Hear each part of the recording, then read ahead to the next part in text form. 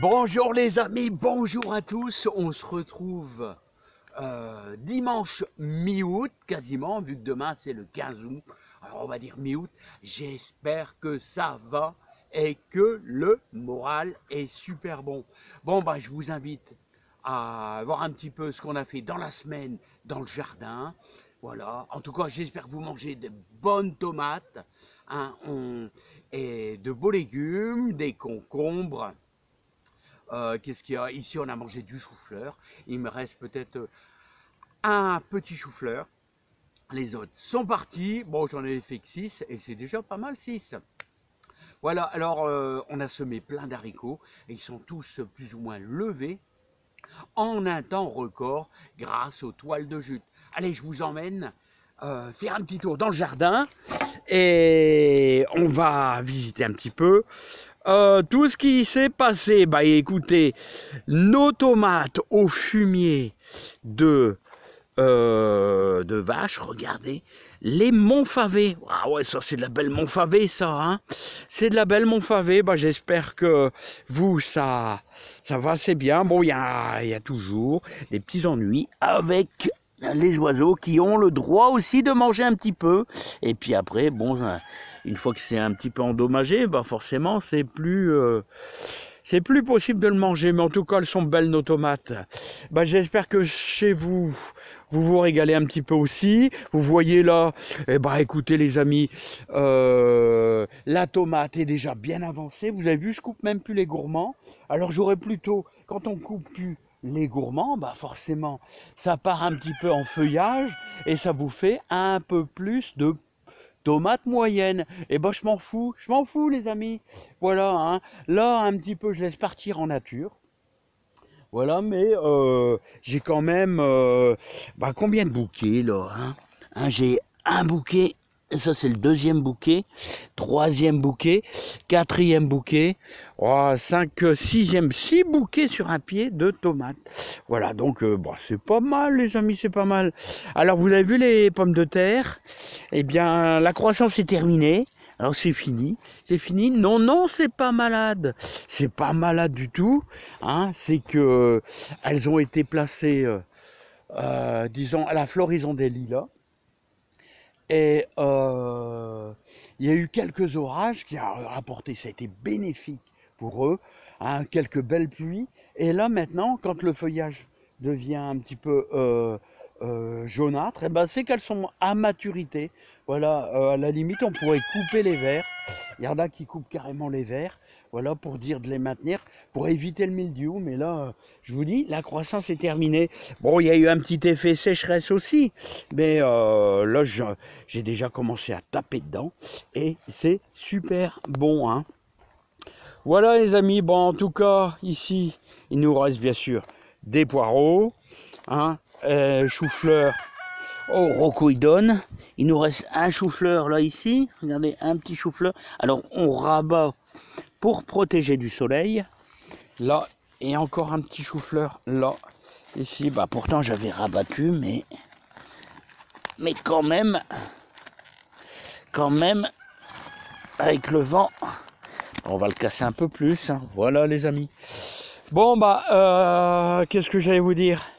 Ça, ce sont mes haricots violets de secours qui vont arriver après ceux-là. Alors, et vous savez que normalement ici, regardez, j'ai plus rien.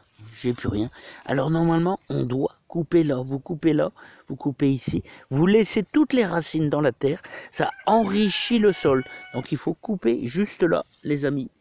Voilà, et laisser toutes les racines pourrir dans le sol. Là, nous avons un petit peu de scarole pain de sucre.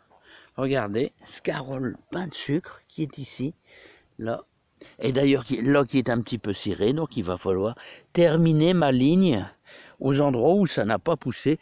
À cause de quoi? Bah la sécheresse, hein, les amis. À cause de la sécheresse, tout simplement, hein. Alors, les poireaux, ça suit son cours. Regardez comment ils sont beaux. Il y en a qui sont magnifiques, magnifiques. Voilà, ici, ça c'est ma bande d'haricots verts et on tape dedans tous les jours. Hein, les brémards, regardez les brémards. Voilà, comment ils sont bien. Ils sont bien. Et je commence à avoir de la belle carotte. Regardez, je commence à avoir de la belle carotte à certains endroits. Voilà, il commence à y avoir un peu de... Voilà. Et nos fameuses betteraves qui sont délicieuses. Je sais plus comment ça s'appelle. Bogia, ah là là, j'ai un trou de mémoire les amis, j'ai un petit trou de mémoire. Encore un petit peu de carottes, là on a un petit peu de céleri.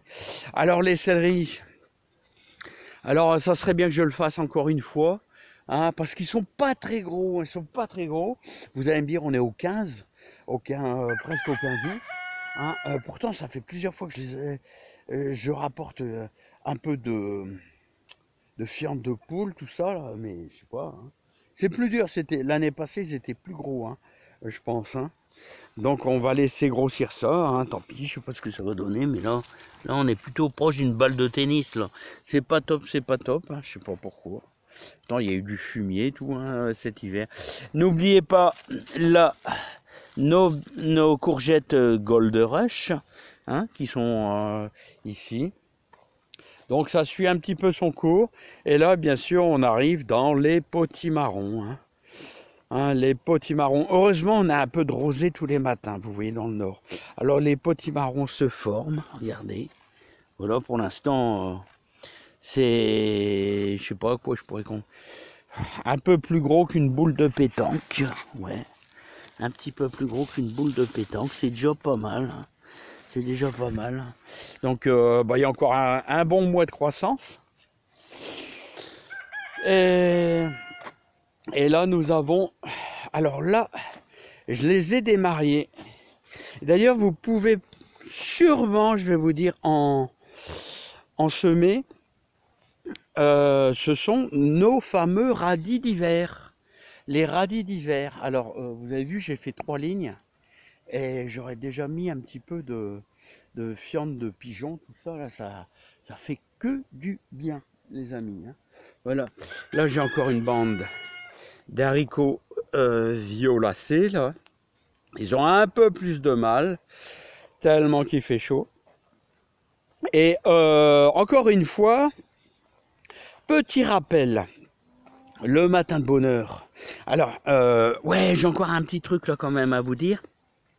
J'avais refait des semis au mois de juillet de courgettes là. Hein.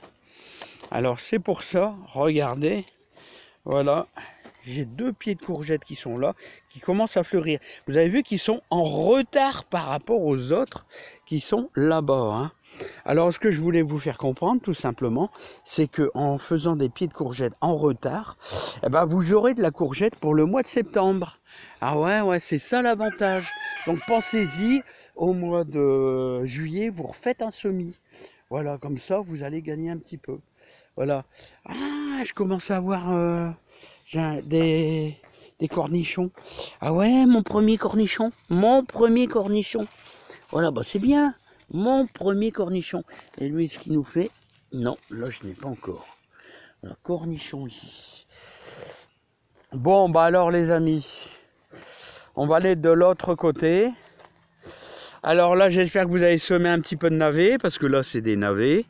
Voilà, donc vous pouvez encore le faire. Là, on a un petit peu d'haricots, ici, un petit peu de carottes, là. Et là, on a nos fameuses laitues grosses paresseuses. Et vous voyez, alors ça, c'est pas mal, les amis. C'est pas mal.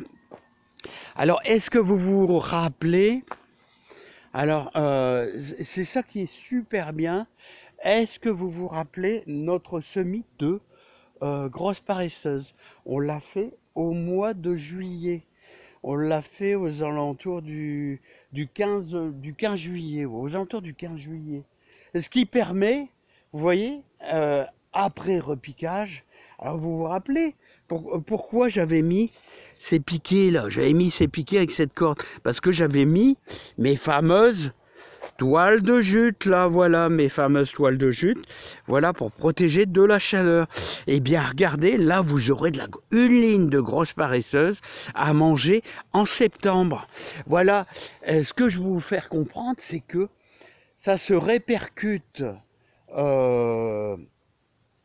quelques mois plus tard, et comme ça, vous avez de la salade quelques mois plus tard. C'est ça l'objectif. Il faut anticiper. Alors, autrement dit, par exemple ici, mon beau-père disait, il faut toujours écouter les anciens. Les anciens disaient, au 15 août, vous pouvez semer un petit peu de persil. Ouais. Donc c'est pas mal ça aussi. Voilà. Et toujours pensez à récupérer. Alors regardez là, j'ai encore des haricots et là j'ai encore des haricots. Vous voyez, on a bien bossé au niveau des haricots. Hein. Et ce que je voulais faire vous comprendre aussi, c'est que les pieds de tomates qui poussaient en rab dans la serre un petit peu comme des sauvageons, là, c'est-à-dire ce sont des graines de l'année passée. Et vous voyez, je les ai mis sur le côté. Bah, regardez, ça vous donne quelques tomates. Quelques tomates. Et c'est magnifique, ça. C'est magnifique. Hein. Voilà, les amis. Bon, sinon, tout va bien. Hein. Tout va bien dans la serre. Alors, n'oubliez pas, on laisse monter des salades pour faire la graine. Ouais, comme ça, on fait de la graine. Vous voyez, c'est tout de la grosse paresseuse. J'aurais une armée. Hein. Ouais, mais c'est important, c'est important. Vous mettez tout dans un seau, vous en aurez à volonté. Là, dans la serre, regardez, bah, tout va bien. C'est maintenu dans l'humidité. Vous voyez, pourtant, la terre, elle est super sèche, mais c'est maintenu dans l'humidité. Pourquoi? Parce que j'ai mis au pied du fumier de vache. Il y a du fumier de vache à chaque pied. Voilà, donc ça maintient l'humidité dans la serre. Alors, et puis n'oubliez pas, à partir de demain lundi, les apparitions des orages qui vont arriver. Alors j'espère qu'il y aura de l'eau, mais pas avec des drames. D'inondations et de choses comme ça. J'espère qu'on aura un petit peu d'eau. Et n'oubliez pas, il faut aérer. Dans les serres, il faut aérer énormément. Hein. Voilà. Et comme d'habitude, on en parlait. J'ai un pied de tomate qui meurt. Là. Alors on ne sait pas pourquoi. Hein. On ne sait pas pourquoi il meurt. Et ça arrive chaque année. On a des phénomènes. Alors est-ce que c'est une chaleur excessive? Des fois, ouais. Chaleur excessive. Ou on sait pas, ça c'est la nature. Des fois on a un pied qui, j'ai toujours connu ça. Hein. J'ai toujours connu ça. Bon allez les amis, je vous souhaite un sacrément bon dimanche. Et moi le dimanche matin, vous savez quoi? C'est 50 à 60 km de vélo. Allez, à bientôt les amis. Bye bye et portez-vous bien.